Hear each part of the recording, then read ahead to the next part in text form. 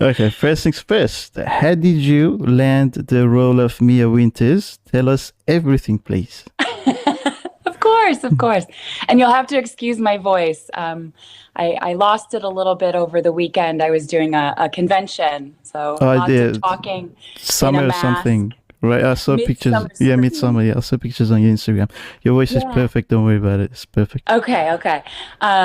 Yeah, so Resident Evil 7, it was actually kind of crazy. It all came, I didn't have an agent at the time, and I saw a casting call online. I was doing a lot of self-submissions, so it's something that a lot of actors can do. There are all different websites, and there are a handful that are more popular than others, so you just kind of know as you start becoming a professional which websites to go to. So one of the websites had a casting call for a video game, and I had never done a video game before, and I saw that it was for a possessed, demonic zombie-like woman. And I was just like, oh, that would be so much fun to play. Like, I love playing zombies. I love doing scary noises. So, but I've never been able to really do it in film or TV. So I was like, oh, this might be my chance. So I submitted myself for it. And I just kind of crossed my fingers. And then I got an email back saying they were requesting an audition. And this is back in 2014. So I auditioned.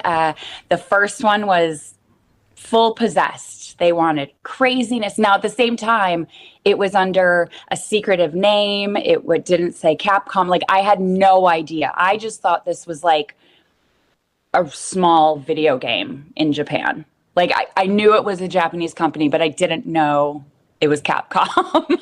Yeah. So I did the first audition. When I finished the first audition with, like, possessed crazy, they then came out and said, this character, we might have two different actresses play her because we want possessed and we want normal. Oh. And I was like, oh, okay, like, that's cool. And then they were just like, well, we'll let you know, that we might bring you back to do the normal one. And then I got a phone call that night that they wanted me to come back to then basically have a second audition with the normal version of Mia. So I went in again, auditioned more on the normal side, but even the normal version, she starts normal, but then in the audition, I slowly progressed into crazy. So they wanted to make sure I could do both. And I could, yay! So they were trying to get two actors for Mia, but then they decided on one because you were so good for the job? Well, I think it was just, you never know if you can find a person who can do, it's like, it's multiple personalities, basically. They just said that was one thing they were thinking of, that they might do, but they just didn't know. And so luckily I showed that, I can do both. Yeah. So I think it was helpful for them and for me. But with video games, you can do that because even there are a lot of video games that the voice actor is completely different than the motion capture actor. That might be different than the facial actor. Yeah. That's different than the stunt actor. So when it comes to video games, you might have 5 different actors for one character. Whereas with this one, I got to do all that stuff. And then there was a different model who Mia actually looks like. Yeah.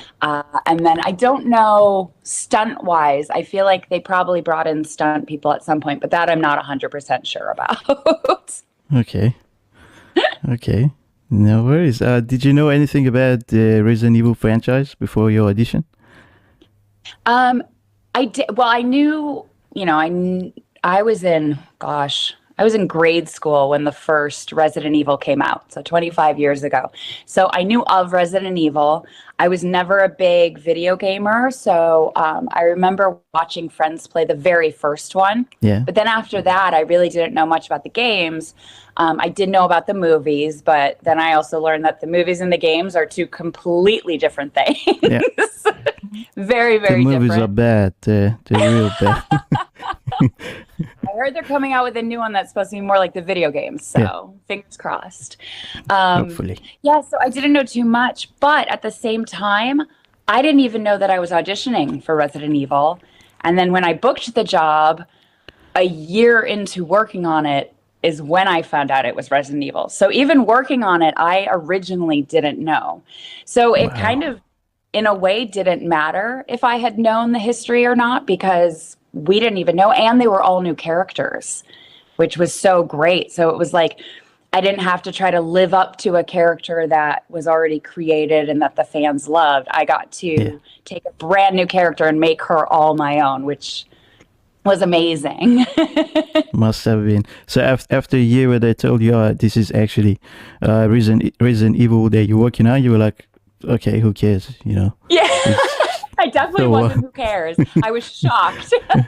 It was at a table read. So about a year in, we had been working on it, and we had a big table read, and it kind of slipped out that it was Resident Evil, and then all the non-disclosures came out that we signed, and we couldn't talk about anything until the game came out. But it was kind of nice to have all the other actors, because we all kind of looked at each other like, did you know? Did you know? Like, I can't believe we're part of such a huge franchise. Did you lose trust for people after that? Kind of used to it, a little bit part of the industry, lots of secretive, and it's good, because nothing like worked its way out. Like, nobody knew about 7 or what it was about until, you know, they started really showing stuff after we worked on it. So in a way, it worked. It worked out well. People were like not ready for it, and it was such a surprise. And how long did you work on it, the full game? The first one, Resident Evil 7. So Resident Evil 7, I worked on and off for about 2 years. So I got cast at the very end of 2014, and I started working in 2015, and we shot the kitchen demo, which they showed at E3. Yeah, so that was the first thing I did. And then I think a few months after we had worked on the kitchen demo, that's when we started doing the full game.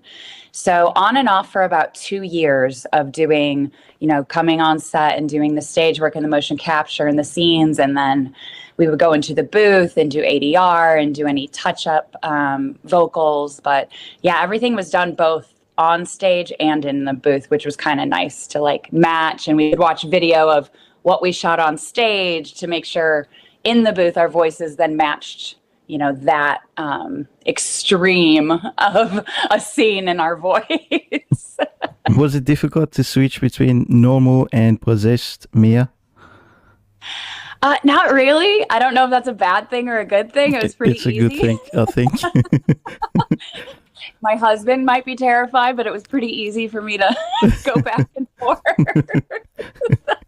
Is it true that the whole crew was scared of you when you actually did it for the first time? I think it definitely was a shock. The very first time that I went from normal to crazy in one scene, started normal, and then when I grab Ethan and I throw him and I yell "go," and it's that like deep guttural scream, that was definitely a shock to the casting. That was terrifying for everyone, I think. Not just them. Thanks. That was so fun. Unexpected, you know. She seemed so sweet at the beginning, and she was so innocent, and she was so quiet, and all of a sudden, she's going crazy. Yeah. I mean, that first thing you get, you're like, "Hey, baby," like all that nice sweetness, and then all of a sudden, it's like, Which one do you prefer, personally? I mean, I loved Possessed Mia. She was so much fun to do. Like, not only do you get, like, I got to crawl around and do creepy body movements, and my voice got to be scary, but I got, like, the coolest weapons. I mean, I got to chainsaw, you know, my husband's hand off. I got to, like, he chopped me with an axe. I stabbed him with a screwdriver. What were you holding during the motion capture? Were you holding replicas or just anything? No, so if I remember correctly, when it was the screwdriver, it was just kind of like a something that was like the size of a screwdriver that I was able to use to stab. But for the chainsaw, they actually had like a replica motion capture chainsaw. Wow. So it was a little bit lighter weight, you know, so I didn't have to worry about like as heavy. But that's one of the things that's so funny is everything you're doing and using is always much lighter than the real thing. So you have to remember that when you're doing motion capture. So like I'm dragging the chainsaw and I had to remember like, oh, this is supposed to be heavy because it's a real chainsaw. So you have to like give that extra. It must have been difficult, you know, you keep forgetting. I did. There was one time that they had to yell cut and the director came up to me because I was supposed to like push open a fence or like a door. And like I went up to it and I just kind of pushed it open because it was PVC pipe with like a little tennis ball. So I just kind of pushed it open and he yelled cut and he goes, this is supposed to be like a giant iron fence. And I was like, oh, got it. Okay, let's do that one more time. So you always have to like keep that in mind of what the surrounding is. You know, when I was in the ship, I'm supposed to shut this big, you know, heavy door. And so I had to remember when I get to that, like I push Ethan out of the way and I shut it and I had to remember to grab it and like, you have to try really hard to shut it and lock it. And yeah, there's a lot of things going on in your head that you have to remember on top of the acting of the character and the lines. You've done some TV too, right? Which one is more challenging? What are the challenges that you face during motion capture and on TV? Yeah, I mean, I think all the different types of acting are so different. I found motion capture, what I really liked was it kind of melded theater and television and film into one, because you do have this sense of theater. You're on a stage, you're having to really use your imagination to create the scene, because you know you don't actually have a couch there. You're not actually wearing the costume. So with motion capture, it's a lot more of getting into your imagination, which also makes it a lot more childlike in a way, because you get to play pretend. But you play pretend and the imagination. Whereas when you're doing film and television, so much is there for you that you don't have to like use your imagination as much. You're still playing pretend, but that imagination, like I don't have to pretend what I'm sitting on as a couch, because in television, it probably is really a couch I'm going to sit on. And I'm actually wearing the costume, so I feel like the character. Yeah. When you do motion capture, you got this funny helmet with a camera on. You have a spandex suit with little dots all over it. So you have to really imagine, oh yeah, I'm in like a comfy outfit, slippers, sweater. Like I'm super comfy right now. When in actuality, I'm not at all. Like you're on that stage, that's not comfortable. But you get to do all that. When you're sitting, you're supposed to be sitting on a bed, lying there with your husband, but you're both in these silly suits with cameras in your face. So you just have to like use that imagination so much more. So I definitely found the motion capture more challenging, but I really like it. Like I really, really love doing that because there are so many aspects you meld into one. So that was really fun for me. So do you think it's right to call your job for Resident Evil voice acting? Mm-hmm. Definitely. Yeah. You have to do... Even though there's so much more behind it? There's a lot... I think people I think people understand it better with the voice acting because people usually attribute the voice of the character. Yeah. Because a lot of games, I was extremely lucky. Being able to be the voice and also do the motion capture, that is not always the case. A lot of times someone else is doing the motion capture or the animation and then a different actor does the voice. Yeah. So I was very lucky having the opportunity to get to do both and learn about both. So I'm very proud to say that I'm both, you know, the voice artist and the motion capture, because it was such an experience. It was such a fun experience. But I think it registers with people more saying the voice actor. I think people have a better understanding right off the bat. And then once you explain like, oh, I was the voice, then you can also explain like, but I also did the motion and facial capture. So all of her movements, the way her face moves, the quirks were all me. But they were on an image of another woman, which is really trippy to see. I think that threw my family off when they were like watching scenes and they're like, okay, she's got like the tics of Katie, but she looks like someone else. I can only imagine, like, if someone I knew actually worked on a game, that would be very confusing. Yeah. I don't think I will be able to look at them the same anymore. It's definitely trippy. I had a cousin who totally forgot that I did it, and he finished playing 7, and he texted my husband and I, was just like, I saw her name in the credits, and I totally forgot it was her. And you've never seen him since then? Well, he was living overseas, and now he's in Chicago, so haven't seen him in a while, except excuses that he gave you. Excuses. Have you played Resident Evil yourself? So I haven't played 8 yet. I've seen it because I've been invited to do like charity events where I comment on people doing speed runs. So I've been able to watch 8. So I actually like know a lot about it, which is really cool. And I got to do that when 7 came out, but I just started playing. So I want to start with 7 and then do 8. And I have a Twitch channel that I'm going to be streaming me playing it in VR, which is terrifying. Oh. Yeah. Wow. So, yeah, I'm a little nervous. I started playing just to get a better understanding of like how to work the remote controls. I still need to do a little bit of practice, but I'm hoping next week to start the VR stream. Okay, what's your Twitch channel? It's twitch.tv/KDOX. KDOX. Okay. Yeah. Okay, so. I'll put it on the screen. Yeah. So everyone sees it. So it should definitely be fun. It'll be very silly because I am not a gamer. I watch people playing because I'm so impressed, but I am terrible at playing. So I think it'll be humorous. I think there'll be a lot of laughs. Definitely. What are your plans for Twitch after this?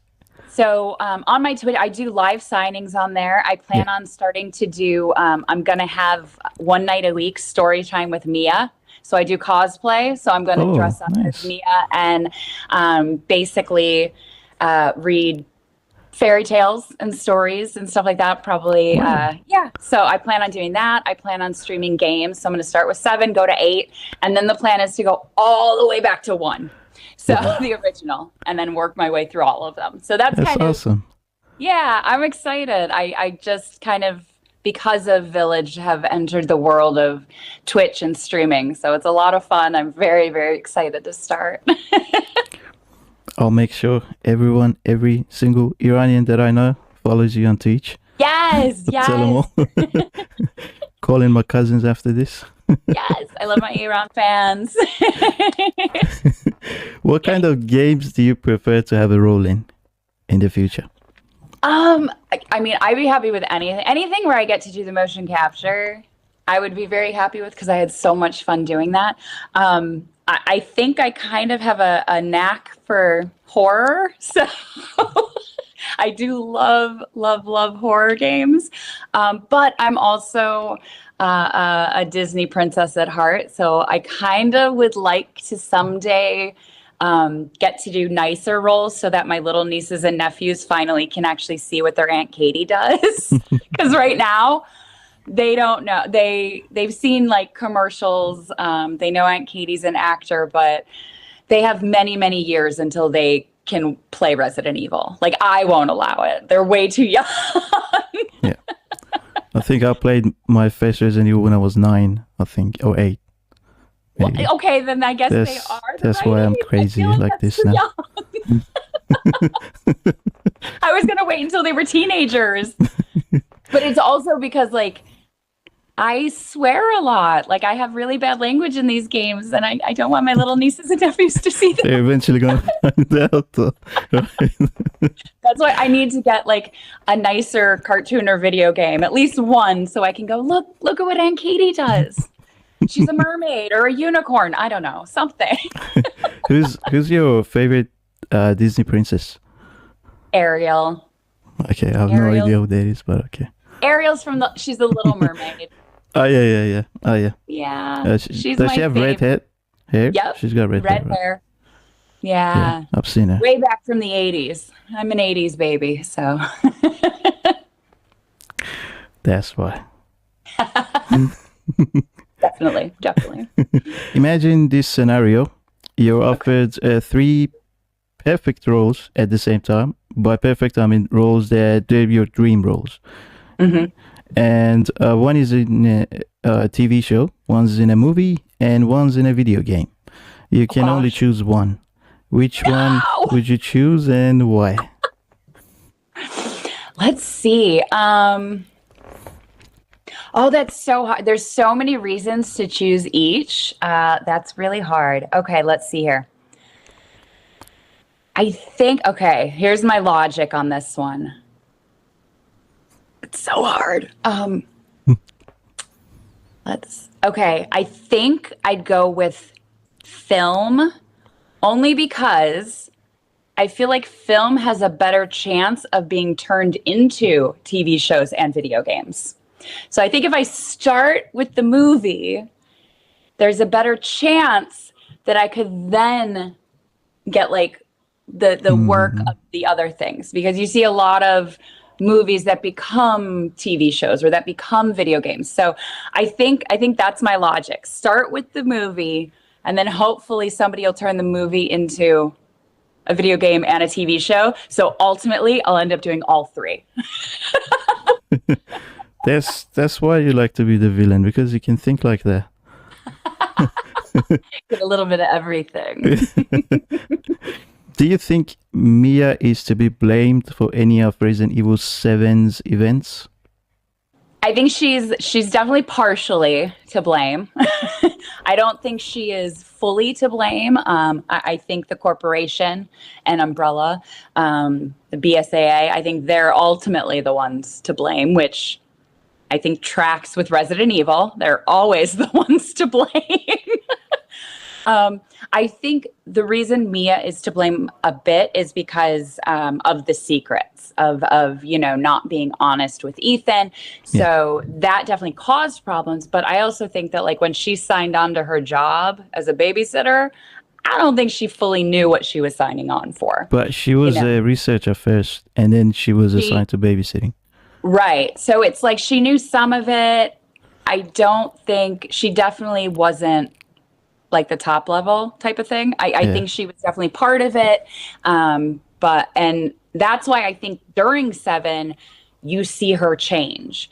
You see her being incredibly, selfish and everything in the beginning. And then she figures out what she did wrong and she wants to try to fix it. So that's kind of the middle of the game of trying to fix it. Because you got to remember, she did tell Ethan to stay away. She did realize that, Evelyn was going to try to get people and things to come. So she did tell him, like, whatever I sent you before, like, ignore it, stay away, like, bad things are happening. Of course, no one's going to listen to that, especially if your husband or wife's been missing for years. You're not going to be like, okay, I'll stay away. So, but by the end of 7, you see such a change in her. Yeah. She really takes on the responsibility of trying to save Ethan, trying to kill Evelyn, when she's going through the ship, when she finds Ethan and pushes him away and says she's going to kill Evelyn. Like, you see that change in her. She goes from very selfish to trying to fight it to just trying to fix it. And then what's nice is then you get that feed into 8, which then is 3 years after the end of 7. And you see that she has matured so much. And to her, it's just all about family. She just wants to protect her family. She realizes how important it is to her, Ethan and Rose. So you get a very young, immature Mia, and then you get like this span of all the way to such like just motherly protection. All I want to do is protect my family. So it was really cool getting to play that, because I got to play so many different facets of one character, which I think you don't often get to show. So that was really, really exciting to get to do. Okay. So, she was kind of a bad person in the beginning, and then she redeemed herself, and then she became good. Is that I what think you so. said? Okay. That's what I think. Okay. That makes sense. Completely understandable. Yeah. All about redemption. Yes, like Red Dead Redemption. Yes. Maybe they related. Maybe You there's never an know. Easter egg somewhere. What is your take on Ethan having to choose between Mia and Zoe in Resident Evil 7? Isn't it just so weird and unrealistic for Ethan to even think about choosing a woman he just met over his own wife?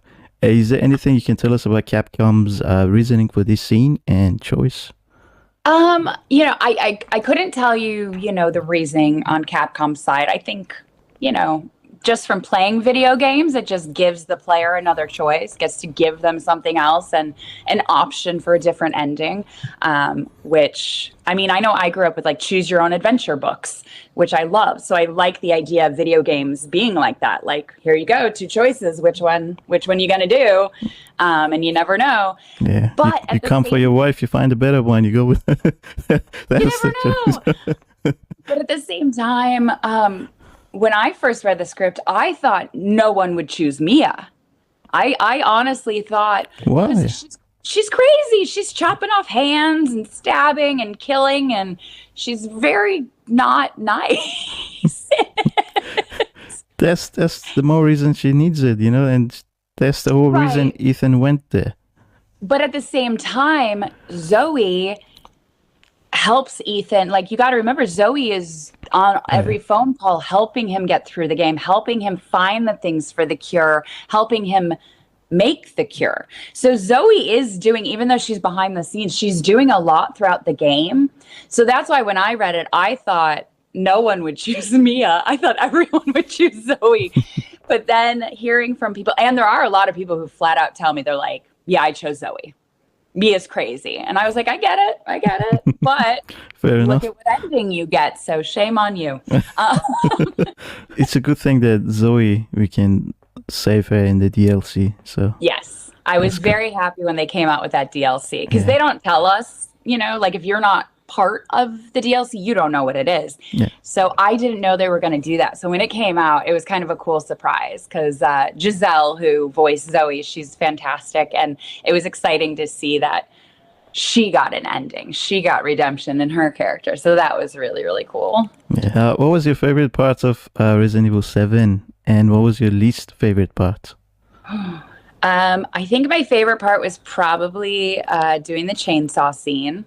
That was really fun to do with Todd, because I got to go from normal to crazy, which is really fun, because a lot of times with different scenes, like I was either just normal or just crazy. But that scene in particular, we didn't break it up. We shot that as one take, and I literally went from normal to crazy, which is so much fun. And then when they handed me a giant mocap chainsaw, I was just like, this is going to be a good time.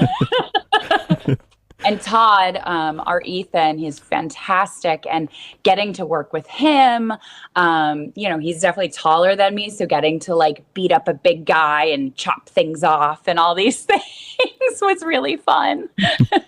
He's a very private person, Ethan, isn't he? I've never seen an interview of him. Not yet. Yeah. I don't know. He's definitely private. He works a lot. So I think that's part of it too. He's constantly working. Do you mean on video games or other jobs that he has?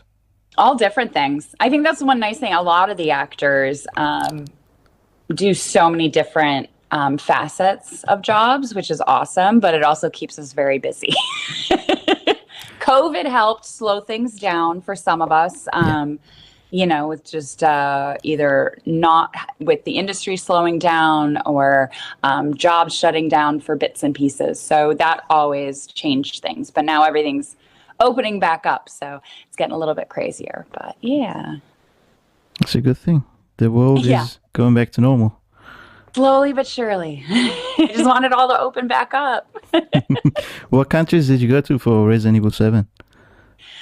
So I didn't really have any cons. Resident Evil 7 seemed to be a little bit less with the like fanfare and the excitement because it was so different than the original Resident Evil games. I know that sale-wise, it did great. People definitely loved it, but I just think people almost weren't ready for it. So I did a handful of interviews and stuff, but I really didn't do any conventions. Like this Resident Evil 8 is the first time that people have reached out to be like, oh, you did both. We'd love to have you come and do a convention. So it's been really fun, but different. It's a whole new world for me.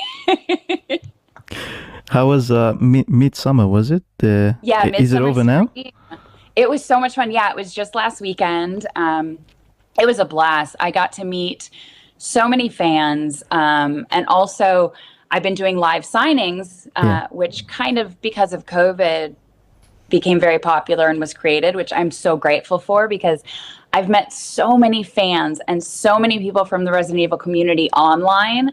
And then doing the con is the first time I got to put faces to these names, which is so exciting. I had such a blast telling stories and chatting with people and signing autographs and taking pictures. And then we also got to do a panel. So we got to just, answer questions and talk about our experiences with the games, and similar to this, answer, all these fun questions of what were our favorites, what didn't we like, who what scenes, what was the weirdest thing that happened. Well, is there anything you can tell us about the convention? Like any fun thing that happened, any interesting thing that happened? I think probably I had the most fun, like with the cosplay, like people who dressed up in characters and came to see us. So like we had, I think, 2 different Lady D's show up, which is fun, like decked out. So I got to take pictures with them. We had a couple of Donna with Angie's, which are so spooky. So that was really fun. A lot of the makeup. I love Halloween, and this convention was very Halloween specific. So just seeing not only the convention goers all dressed up, but then the other booths.